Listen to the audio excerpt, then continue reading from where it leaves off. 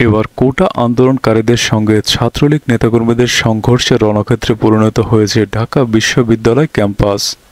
সোমবার বিকেলের পর দফায় দফায় সংঘর্ষে জড়িয়েছে দুপক্ষ। এতে অন্তত ১.৫ শতাধিক শিক্ষার্থী আহত হয়েছেন বলে জানা গেছে। কোটা সংস্কারের দাবিতে সকালে ঢাকা বিশ্ববিদ্যালয়ের রাজু ভাস্কর্য এলাকায় জড়ো হন আন্দোলনকারী শিক্ষার্থীরা। দুপুর ১২টা ১০ মিনিটে প্রথম মিছিলটি রাজু ভাস্কর্যের সামনে আসে। পরে সেখানে মিছিল নিয়ে আসে ঢাকা মেডিকেল কলেজ ও বদরুন্নেসা সরকারি কলেজের শিক্ষার্থীরা। এরপর দলে দলে বিশ্ববিদ্যালয়ের বিভিন্ন হল থেকে আন্দোলনকারীরা শিক্ষার্থীরা রাজু ভাস্কর্যের সামনে জড়ো হতে থাকেন। কোটা সংস্কারের দাবিতে তারা বিভিন্ন স্লোগান দিতে থাকেন। আন্দোলনকারীদের দাবি, সংসদে জরুরি অধিবেশন ডেকে সরকারি চাকরির সব গ্রেডের কোটার যৌক্তিক সংস্কার করতে হবে। এক পর্যায়ে ছাত্রলীগের নেতাকর্মীরা সেখানে আসলে আন্দোলনকারী শিক্ষার্থী ও ছাত্রলীগ নেতাকর্মীরা দুই দিকে অবস্থান নিয়ে পরস্পরের দিকে ইট পাটকেল নিক্ষেপ করতে থাকে। পরে আন্দোলনকারীরা শিক্ষার্থীরা মাস্টার দাস সূর্য সেন হল ক্যাফেটেরিয়ার সামনে অবস্থান নেয়, আর বিজয় ৭১ হলের সামনে অবস্থান নেয় ছাত্রলীগ নেতাকর্মীরা।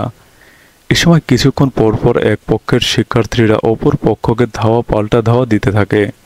সংঘর্ষের পর উপাচার্যের বাসভবনের সামনের সড়কে অবস্থান নেন আন্দোলনকারীরা। পরে ছাত্রলীগ তাদের ছত্রভঙ্গ করে দেয়। এরপর সেখান থেকে আহত শিক্ষার্থীদের নেওয়া হয় ঢাকা মেডিকেল কলেজ হাসপাতালে। তাদের অধিকাংশের মাথা থেকে রক্ত ঝরতে দেখা যায়। আহত শিক্ষার্থীরা অভিযোগ করেন, ইডেন কলেজের ভেতরে ছাত্রলীগের হামলায় ৬ ছাত্রী আহত হন।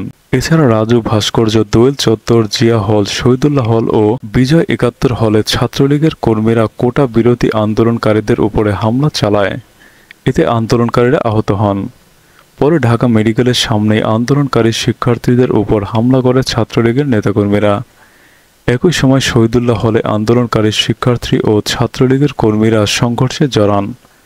এ সময় আন্দোলনকারীরা হলের ছাদ থেকে ছাত্রলীগ নেতাকর্মীদের উদ্দেশ্য করে ইট পাটকেল নিক্ষেপ করতে থাকেন।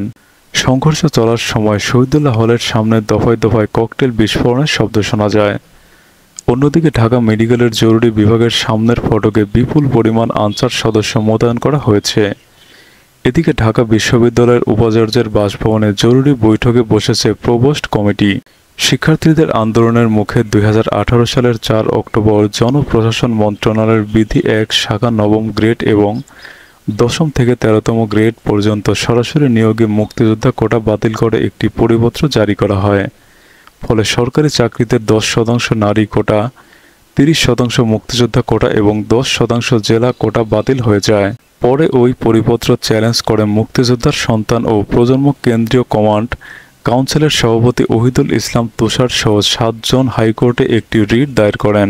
ওই রিটের শুনানি শেষে গত ৫ জুন সরকারের জারি করা পরিপত্র অবৈধ ঘোষণা করে রায় দেয় হাইকোর্ট। এতে সরকারি চাকরিতে আবারও কোটা ফিরে আসে।